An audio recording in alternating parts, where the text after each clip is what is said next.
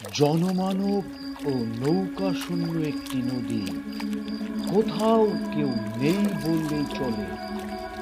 ঘন অন্ধকার, নিঝুম রাত, শুধু ঝিঝি পোকা ও শিয়ালের ডাক ভেসে আসছে। আকাশটা ঘন কালো মেঘে ঢাকা। হঠাৎ হঠাৎ বিদ্যুৎ ঝলকানি দিয়ে বৃষ্টি আসার জানান দিচ্ছে। পরিবেশটা ভীষণ অন্ধকার। এমন পরিবেশের মধ্যে আমি আমার নৌকায় একটি লাশ নিয়ে একাই নৌকা বাইছি। এমন প্রকাণ্ড নদীর পানির কলকল আওয়াজ যেন আমার একমাত্র সঙ্গী, যে আমাকে প্রথম থেকেই সঙ্গ দিচ্ছে।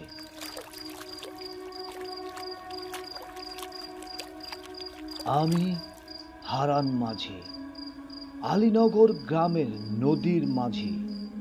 নদীর এপার থেকে ওপারে পারাপার করাই আমার কাজ। কখনো মানুষ, কখনো বা লাশ। আমি এখন একটি লাশ নিয়ে যাচ্ছি সাবদি গ্রামে। সাবদি গ্রামটি প্রায় 2.5 ঘন্টার পথ। লাশটি সাবদি গ্রামের উপেন মাঝি।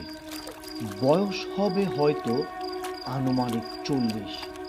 কয়েকদিন আগে উপেন পানিতে ডুবে মারা যায়। উপেনের লাশটি পাওয়া গিয়েছে ব্রিজের পাশের নদীতে। সেখানে জেলের জালে উঠে আসে উপেনের লাশ।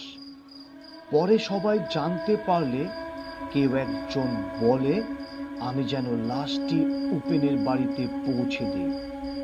উপেন পানিতে পড়ে মারা যাবার বিষয়টি স্বাভাবিক নয়, কারণ একজন মাঝি হয়েও সে কিভাবে পানিতে ডুবে যায়। আমি নৌকা বাইছি প্রায় ঘন্টা খানেক। আরো প্রায় 1.5 ঘন্টা নৌকা বাইতে হবে।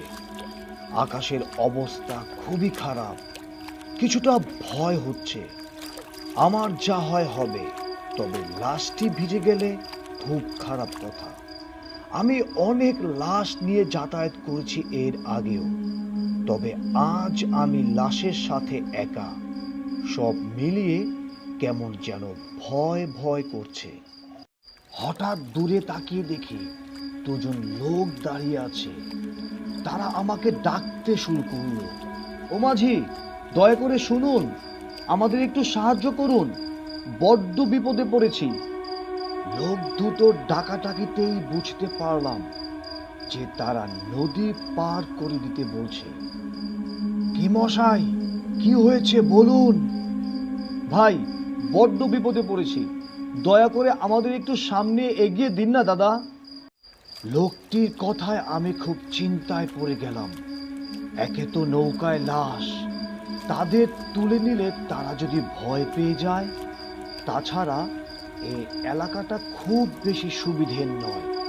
যতটুকু জানি এখানে মাঝে মধ্যেই ডাকাতি হয়, তবে আমার কাছে তো আর ডাকাতের নেবার মতো আর কিছুই নেই।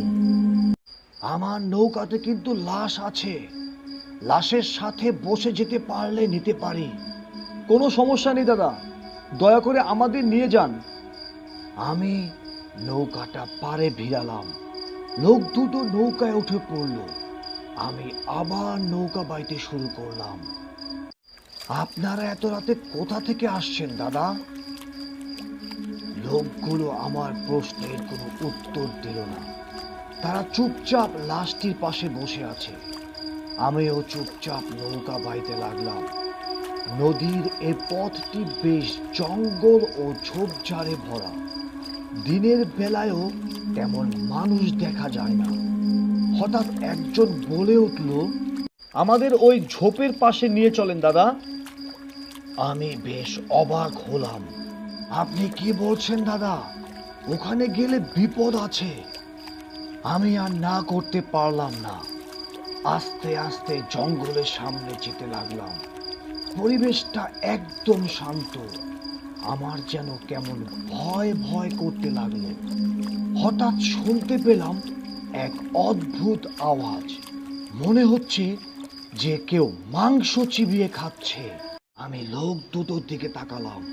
তাদের দেখে ভয়ে আমার আত্মাটা উবে গেল। আমার সামনেই সেই দুজন মিলে উপেনের লাশটা ছিঁড়ে ছিঁড়ে খাচ্ছিল। পুরো নৌকা রক্তে ভরে গেল। চোখের সামনে এমন কিছু দেখার জন্য আমি মোটেও প্রস্তুত ছিলাম না। তাদের মধ্য থেকে একজন বলে উঠল, তুই চলে যা, আমরা তোর কোনো ক্ষতি করব না। তোর মধ্যে কোনো লোভ নেই। এই উপেন আমাদের সব কিছু কেড়ে নিয়েছে। সেদিন তোর মতোই উপেনের কাছেও সাহায্য চেয়েছিলাম, কিন্তু উপেন আমাদের নৌকায় তুলে নিয়ে আমাদের ডাকাতের কাছে ধরিয়ে দেয়। তারা আমাদের কুপিয়ে হত্যা করে। তাই তো উপেনকে পানিতে চুবিয়ে মেরেও আমরা শান্তি পাইনি। এখন ওর লাশটিও ছিন্ন বিচ্ছিন্ন করব। তুই এখান থেকে চলে যা, আর শোন, কখনো লোভ করবি না।